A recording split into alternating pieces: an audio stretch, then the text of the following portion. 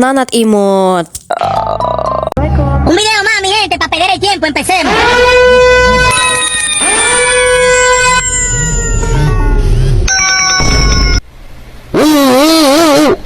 Alamak.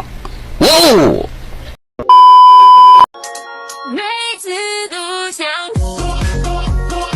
Dimulai pada tahun 365 Masehi. Bayangin aja kita time traveling ke tahun 365 Masehi, waktu Damaskus masih dipimpin oleh Kekaisaran Bizantium. 神奇的鸡蛋纺纱机会将白色和蛋黄融为一体，这不神奇吗？点击的链接我简历，获取一个。 Tapi pasukan Islam yang dipimpin oleh pasukan Islam yang dipimpin oleh Khalid bin Walid, Ubaidah, dan Amr bin Ash datang untuk menaklukkan kota Damaskus. Tapi ini ya keren banget. Tapi ini ya yang keren banget. Penaklukannya nggak brutal, nggak ada pembantaian, nggak ada pemaksaan masuk Islam. Mereka malah kasih perjanjian damai kepada penduduknya.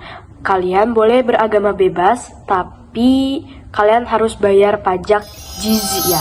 Itu nunjukin kalau Islam dari dulu telah mengajari kita tentang toleransi dan keadilan, bahkan ke yang berbeda agama. Nice banget kan? Keren deh sama toleransi zaman dulu.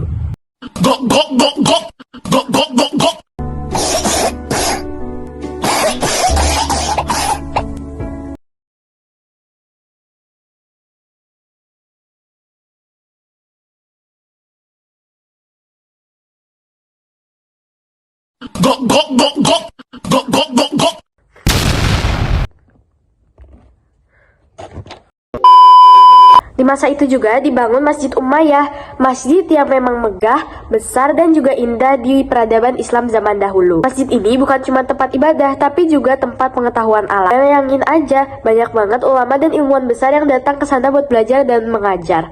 Ilmu tafsir, hadis, fikih, astronomi, dan kedokteran juga ada di sana. Jadi bisa dibilang Damaskus itu kayak kampus besar Islam pada zaman dahulu. Bukan cuma beribadah, tapi juga upgrade otak. Gak ada kejayaan yang abadi. Tahun 750 Masehi, dinasti Umayyah jatuh setelah dikalahkan oleh dinasti Abbasiyah, Baghdad. Ibu kota kekhalifahan dipindahkan ke Baghdad, tapi Damaskus tetap penting. Kota ini masih menjadi pusat keilmuan dan kebudayaan Islam. Masjid Umayyah masih berdiri megah sampai sekarang, dan banyak peninggalan sejarah Islam yang masih bisa dilihat di sana. Wow. Alamak. Nah, reformasi terakhir yang gak kalah keren yaitu mata uang. Sebelum masa Umayyah, uang di wilayah sebelum masa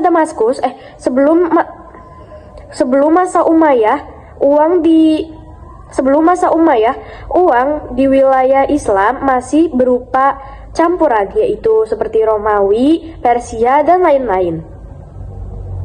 Tapi Khalifah Abdul Malik bin Marwan akhirnya bikin mata uang Islam sendiri dengan tulisan Arab di atasnya. Namanya dinar atau emas dan dirham atau perak. Tulisan di koinnya nggak lagi pakai bahasa asing, tapi pakai bahasa Arab sebagai simbol kemandirian dan identitas Islam. Itu jadi salah satu tanda bahwa Damaskus bukan hanya tentang agama, tetapi juga tentang pusat ekonomi dunia. Itu salah satu tanda bahwa Damaskus bukan hanya pusat keagamaan, tapi juga pusat ekonomi pada masa itu.